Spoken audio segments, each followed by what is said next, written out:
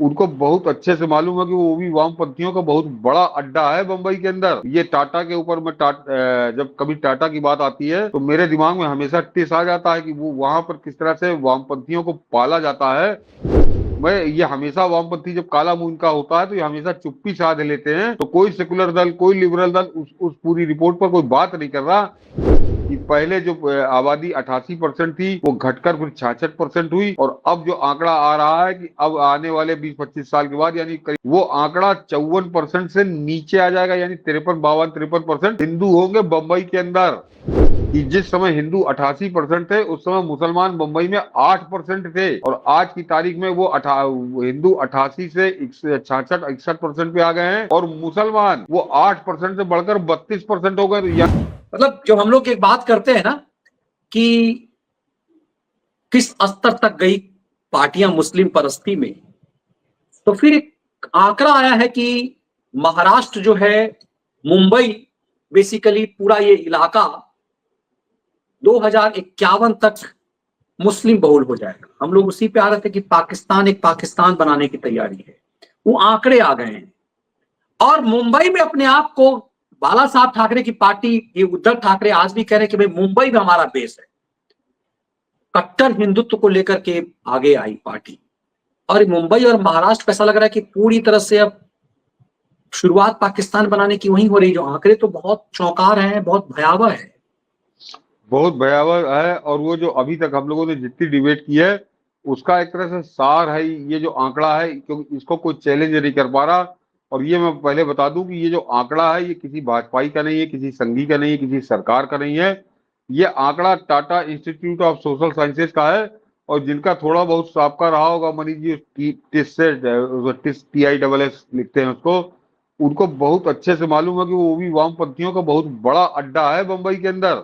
ये टाटा के ऊपर में जब कभी टाटा की बात आती है तो मेरे दिमाग में हमेशा टिस आ जाता है कि वो वहां पर किस तरह से वामपंथियों को पाला जाता है, और वामपंथियों का पूरा होल्ड है। उस इंस्टीट्यूट का वो आंकड़ा है, और इसीलिए आप गौर करें कि उस पर कहीं कोई बात नहीं कर रहा। मैं ये हमेशा वामपंथी जब काला मुंह इनका होता है तो ये हमेशा चुप्पी साध लेते हैं। तो कोई सेकुलर दल, कोई लिबरल दल उस पूरी रिपोर्ट पर कोई बात नहीं कर रहा। कि टिस की रिपोर्ट में मनीष जी बड़ा खुलकर लिखा है कि पहले जो आबादी 88% थी वो घटकर फिर 66% हुई, और अब जो आंकड़ा आ रहा है कि अब आने वाले 20-25 साल के बाद यानी करीब 2051 में वो आंकड़ा 54% से नीचे आ जाएगा, यानी 53-52-53% हिंदू होंगे बंबई के अंदर। और जो सबसे खास चौंकाने वाली बात है कि इसी के साथ वहां बढ़ेगा कौन, ये जरा गौर करिए कि जिस समय हिंदू 88% थे उस समय मुसलमान बंबई में 8% थे, और आज की तारीख में वो हिंदू 88 से 66-61% पे आ गए हैं, 66% पे, और मुसलमान वो 8% से बढ़कर 32% हो गए। तो यानी हिंदू अपना घट रहे हैं 25-30%, और ये 400% बढ़े हैं। तो और उसमें जो उस रिपोर्ट के अंदर ये केवल आबादी बढ़ने का मामला नहीं है। वो जो टिस की रिपोर्ट है वो मनीष जी बता रही है कि हिंदुओं के तो आबादी घटी, लेकिन वो जो मुसलमान बढ़े हैं तो अचानक इतने ज्यादा 400% बढ़ जाएं कि 8 से 32 हो जाएं। तो वो उसका उन्होंने बताया कि इसमें रोहिंग्या और बांग्लादेशी मुसलमान वो बहुत बड़ी संख्या में है, और उनका आना अभी भी जारी है।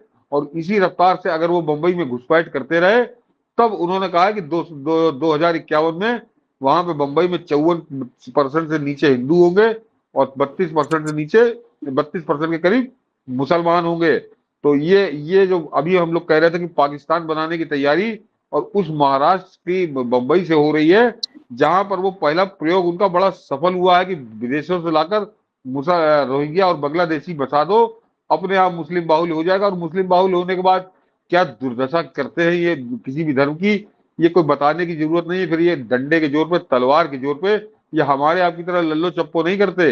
ये तलवार गर्दन पे रख के फिर कहते हैं कि तुम इस्लाम धर्म को स्वीकार करो। तो उसके बाद इनको देर नहीं लगेगी। तो आज जो टिस की रिपोर्ट है वो सबसे बड़ा खतरा, सबसे बड़ी खतरे की घंटी तो टिस ने बजा दी है। और मैं फिर बता दूं कि वो वामपंथी संगठन है, वामपंथियों का ही वो अड्डा है। और वहां से अगर ये रिपोर्ट निकल कर आ रही है तो स्थिति, इसका मतलब जो कुछ वो बता रहे हैं उससे ज्यादा खतरनाक है। और ये आपको हमारे यहाँ ज्यादा न्यूज चैनलों ने तो खैर उस पर बिल्कुल बात ही नहीं की, लेकिन आप अखबारों में छापा है, आप जरा सब ढूंढेंगे तो आपको मिल जाएगी उस की रिपोर्ट। बिल्कुल। और ये लोग जो कहते हैं कि इससे क्या हो जाएगा, कौन बढ़ जाएगा, ये आमतौर पे पाड़ाओं का गैंग, लेफ्ट लिबरल गिरोह, इससे क्या हो जाता है, हिंदू बढ़ जाएगा, मुसलमान बढ़ जाएगा, देश तो हिंदुस्तान ही रहेगा। ये सब भूल जाते हैं कि पाकिस्तान और अभी बांग्लादेश में जो हो रहा है उसके बाद भी नहीं सीखते। 54% कम हो जाएगी हिंदू आबादी। हाँ बांग्लादेशी और रोहिंग्याओं की बढ़ रही संख्या मुंबई से सामने आई चौंकाने वाली रहस्य। देखिए, ये आंकड़ों का खेल तो ऐसे ही होता है। 1961 में बता रहे 88% हिंदू थी मुंबई में, 2011 में वो 66% रह गए। तो मुझे लग रहा है कि ये जो 2011 का रिपोर्ट है, 2024 में ये हो गए होंगे 50 के आसपास। बिल्कुल। और ये बात सिर्फ मुंबई की नहीं है, दिल्ली में जिस तरह से केजरी ने अपने अमानतुल्लाह के माध्यम से बांग्लादेशियों को बढ़ाया बसाया, अमानतुल्लाह ने खुद करके कहा। आज अमानतुल्लाह फंस गया तो केजरी उससे किनारा कर लिया है। लेकिन ऐसा लग रहा है कि मुंबई में ही नहीं, दिल्ली में भी ये कांड बड़ी तेजी से कराया जा रहा है। कि ऐसा क्या है कि रोहिंग्याओं को तो अब बर्मा भगा रहा है, वहां से बांग्लादेश ही भगा रहे हैं, लेकिन अमानतुल्लाह ने, केजरी का अमानतुल्लाह ने, क्या हो गया, हम इसको कहां छोड़ देंगे, या आसमान में चले जाएंगे क्या? स्ट्रेटेजिकली इस देश के महानगर में, मुंबई और दिल्ली में, बड़ी साजिश के तहत इनको बसाया गया, बांग्लादेशियों और रोहिंग्याओं। ये जो 100-200 सीट्स के सेकुलर नेता हैं, लिबरल नेता हैं, और ये जो हमको आपको समझाते हैं कि इससे क्या हो गया, क्या फर्क पड़ता है, ये कहाँ भेजे जाएंगे, कहाँ छोड़ेंगे, ये सब उसी डिब्बे में बैठे हैं कि हिंदुस्तान का चाहे सौदा कर दो, और उसके बाद हम लोग इन्होंने अपना विदेशों में पक्का इंतजाम कर रखा है।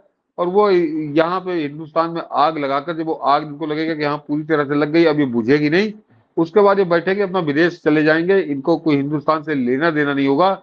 यहाँ से ये इतना रकम इनको मिल जाएगी अपने इस कुकर्म के लिए, इस देशघाती करतूत के लिए, कि इनकी पीढ़ियां ऐश करेंगी। कहीं कोई अमेरिका में होगा, कोई इंग्लैंड में होगा।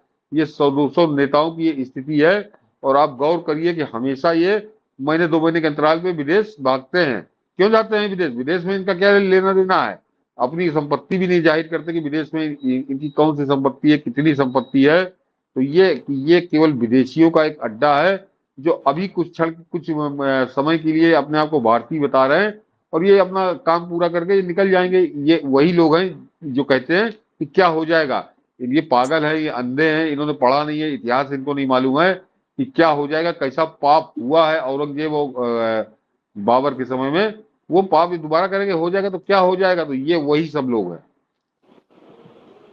बिल्कुल, ये वही सब लोग हैं, और इन सब चीजों को हमें और आपको समझना बहुत जरूरी है। यदि नहीं समझ पाए समय से तो बहुत देर हो जाएगी।